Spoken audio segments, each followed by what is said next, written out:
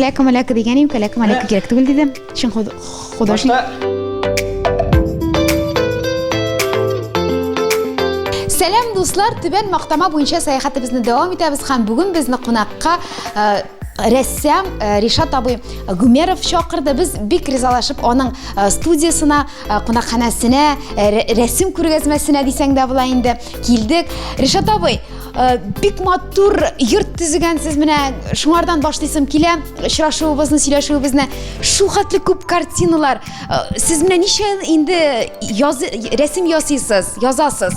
В Мактаме родился, до 8 класса учился в средней школе в первой, Мактаминской. Затем поступил в Леногорское педагогическое училище, художественно-графическое отделение. Но в наше время, когда мы поступали, для таких вот сельских детей, которые ни художественную школу не посещали, делали там недельные курсы. Я тогда впервые увидел, что такое акварельные краски. Сәләтегез қоянсың, сіз кімге ұшап менә шушыңарға хирыслық барсың? Білмеймін, ансан. Кішкенеден яраттығыз енді рәсім ясарға? Менің ханадырым пластилин белән көбесе. Һәм менә Леногорскийны тәмамлаганнан соң инде рәсем ясау белән инде ныклап тотынып шөгыльләнә башладыгыз. Анда 4 ел обучение, в общем, выпускают учителей черчения и рисования. Менә бу залда бик матур картиналар һәр берсенә тукталасы килә. Иң кадерлесе дип менә кайсысын атарыгыз? Күбрәк табигать күренешләре ясарга яратасыз? Ну, самый дорогой, наверное, который более удачный. Вот не все работы ровные. Есть вот что-то на одном дыхании сделано. Вот, допустим, даже эту работу взять, она сделана буквально там 5-6 часов.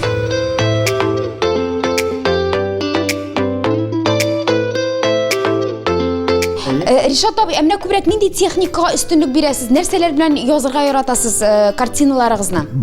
Ну, большое предпочтение, конечно, живопись маслом. Но иногда приходится делать, я и графикой занимаюсь. Графика это... В графику входит тот же акварель, тоже на графический материал. Там углем, сангин, соус, карандаш, это все графика. Бик күп рәсемнәрнең эшләрен төшергәнебез булды съемкалар белән. Әмма минем моның хәтле матур мастерской күргән юк әле беренче тапкыр. Я мастерской, мен до этого мечтаю. Сезнең бу хыялы. Biz менә икенче залга керәбез. Бу миңа калса бөтен рәсемнәрнең дә хыялы менә мондай мастерской үзеңдә булдырырга. Ничә тапкыр үз гомерегездә күргәзмәләр оештырдыгыз? Ну, персональная выставка у меня, так скажем, немного было. Это в Челнах персональная выставка была, в Альметьевске персональная выставка. А так, в основном я участвую в таких сборных выставках. Это и в Казани. 76 елдан берлешінде менә бу картинада Аксакал бабай кемгә багышланган бу? Это земляки, было юбилей Отечественной войны. И вот я своих земляков, здесь у меня серия, здесь вот только двое здесь. У меня еще... Это участники войны. Бо Саттаров, Бо Абига, когда вот я писал, ей 95 лет было. 95 яшь. Ну, вафат был день, помню. И пиелдик. Менә Ришат абый, балалар дисез бит инде укырга өйрәтергә хыялланасыз. Менә бүген мине кыска гына вакыт эчендә рәсем ясау серләренә төшендерә алырсыз микән?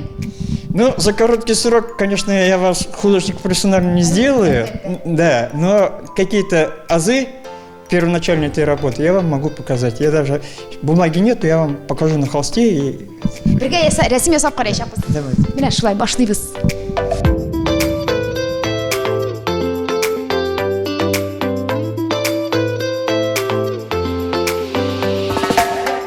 Ришат абый менә мине инде рәсем ясарга өйрәтәм диде. Бүген натюрморт ясыйбыз. Миңа ул менә җылы өст киеме бирде, аны краскага батырга ярый диде. Ришат абый, нәрсәдән без башлыйбыз, нәрсә ясаячакбыз һәм рәсем ясарга тотыныр алдыннан теләсән инде рәссам иң элек нәрсәләр эшли ул? Вот здесь, конечно, не совсем правильно. Надо вот сделать правильное освещение поставить. Здесь вот, особенно для начинающих, надо направленное освещение. Где-то вот слева, в общем. Затем выбираем. Вот взяли мы холст, да, выбираем мы уже эту композицию. Әйтәләр бит, маңгай күзең белән түгел, күңел күзең белән күр дип. Менә рәссамнар иң элек күзләре белән түгел, күңелләре белән күрә. Матур рәсем В булды. данном случае у нас вот здесь рационально, не горизонтально, а вертикально взять формат. Башта инде әлбәттә карандаш беләндер инде. Карандаш белән без рәсем ясыйбыз. Миңа салфетка булыр микән? Мин инде пешерандым. Мин пешерандым. 5 минут та үтмәде.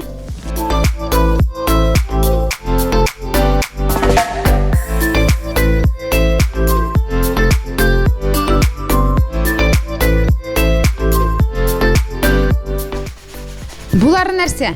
Bu шешек, балашак. Это называется подмалевок. Баштаем, да, рисунок идет и подмалевок сразу. Основа. Вот масло чем хорошо, его можно перекрывать. Вот, допустим, написал, не понравился, скоблил, опять пишешь. Вот этим его преимущество.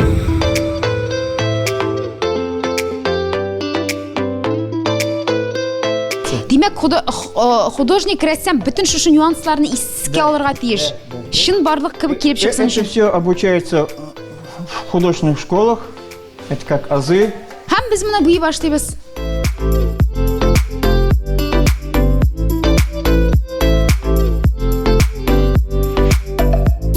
Хәзер без солкын төс алабыз да һәм тень дибез бит инде күләгә төшкән урынын солкын менә оттенок белән ясый башлыйбыз.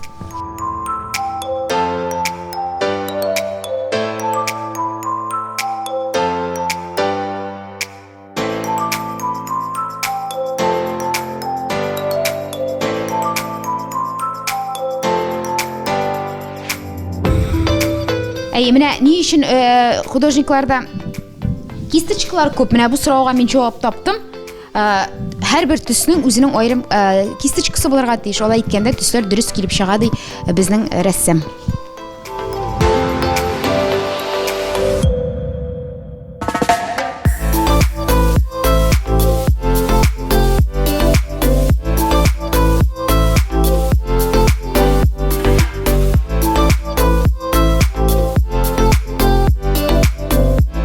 Ришат абый ничек ясый да, һәм мин ничек ясыйм. Әкрен генә һәрбер ноктасына туры китереп, Ришат абый, һап-һап. Һәм аның шедевры әзер. Менә тагын бер инструмент белән таныштырды. Ришат абый мастихин дип атала. Кисточка урынына менә шушындый юка гына лопаткада куллансаң була ди. Кайбер рәссамнар бик үзләренең эшләрендә аны киң кулланалар икән.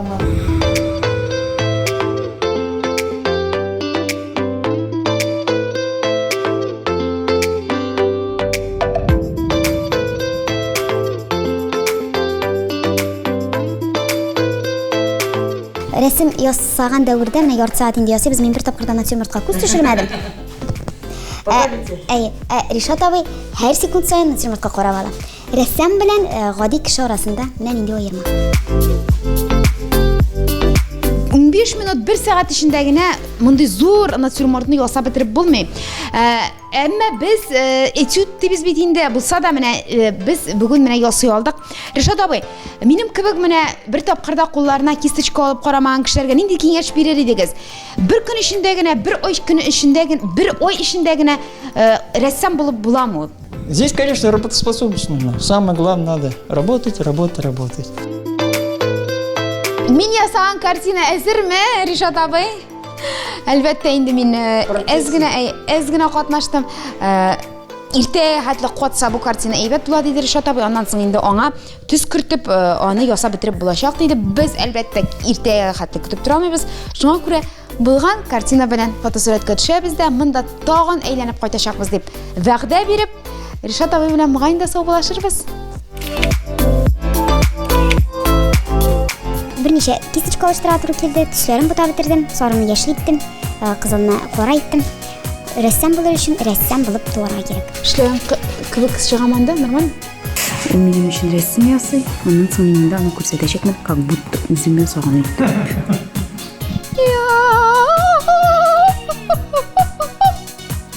Кемгә ничек действует краскалар?